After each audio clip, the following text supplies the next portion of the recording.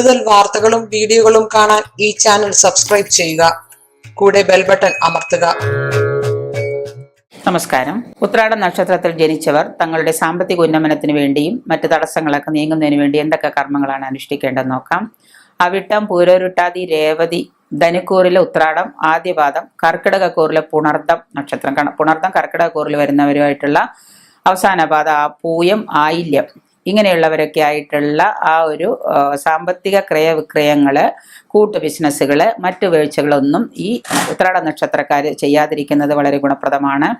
ഒപ്പം തന്നെ ഈ നക്ഷത്ര ജാതരുമായിട്ടുള്ള കൂട്ടു ഇടപാടുകളിൽ പെടുന്നുണ്ടെങ്കിൽ തന്നെ അതിൻ്റെ കാര്യങ്ങൾ പരിഹാരങ്ങൾ ചെയ്തതിന് ശേഷം മാത്രമേ അതിലേക്ക് ഇറങ്ങാൻ പാടുള്ളൂ.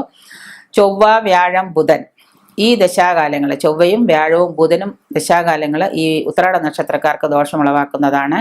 പരിഹാരമാർഗങ്ങൾ വിധിപ്രകാരമുള്ള പരിഹാരമാർഗങ്ങൾ നിർബന്ധമായും ചെയ്തു കൊള്ളേണ്ടതാണ്. കാരണം അവർക്ക് ഒരുപാട് ദോഷമുളവാക്കുന്ന സമയമാണ് ഈ 3 ഗ്രഹങ്ങളും. ഉത്രാടം, കാർത്തിക, ഉത്രം എന്നീ നാളുകളിൽ ക്ഷേത്ര ദർശനം, മറ്റ് പൂജാതി കർമ്മങ്ങളൊക്കെ ചെയ്യുന്നത് നല്ലതാണ്. ദശാനാഥനായ ആദിത്യനെ, ഉത്തമനായ ദശാനാഥനായ ആദിത്യനെ പ്രീതിപ്പെടുത്തുക. അപ്പോൾ ആദിത്യ സ്തോത്രങ്ങൾ ചെല്ലുക, ആദിത്യ ക്ഷേത്രങ്ങളിൽ പോവുക, ഇങ്ങനെയുള്ള കാര്യങ്ങളൊക്കെ ചെയ്യുക.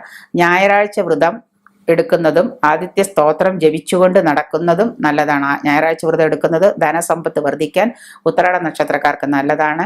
ഒപ്പം തന്നെ ശിവപൂജ, ശിവക്ഷേത്ര ദർശനം, ഭഗവാന് കൂവളമാല കൊണ്ട് അർച്ചന, ജലധാര അഭിഷേകം ഇതെല്ലാം ചെയ്യാം. ക്ഷീരധാര ഇതെല്ലാം ചെയ്യുന്നത് വളരെ നല്ലതാണ്.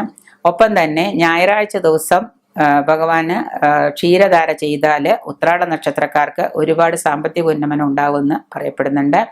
ഏറ്റവും ഉത്തമവും ഗുണകരമാണ് ഇങ്ങനെയുള്ള വഴിപാടുകളൊക്കെ. ധനുക്കൂറിലെ ഉത്രാട നക്ഷത്ര ജാതര് വ്യാഴത്തെയും മകരക്കൂറിൽ ജനിച്ചവർ ശനിയെയും പ്രീതിപ്പെടുത്തുന്ന പൂജാതി കർമ്മങ്ങൾ വേണം ചെയ്യാനായിട്ട്. വ്യാഴപ്രീതിക്കായിട്ട് വിഷ്ണു ക്ഷേത്ര ദർശനം ചെയ്യുക, വിഷ്ണു പൂജ ചെയ്യുക, വിഷ്ണു സഹസ്രനാമജപം ചെയ്യുക. ശനി പ്രീതിക്കായിട്ട് ശനിയാഴ്ച വ്രതം, ശാസ്താക്ഷേത്രത്തിലെ വഴിപാടുകൾ, നീരാഞ്ജനം, നീല ശംഖുപുഷ്പം കൊണ്ട് മാലകെട്ട് ഭഗവാന് സമർപ്പിക്കുക. ഇങ്ങനെയുള്ള കാര്യങ്ങളൊക്കെ ചെയ്യുക.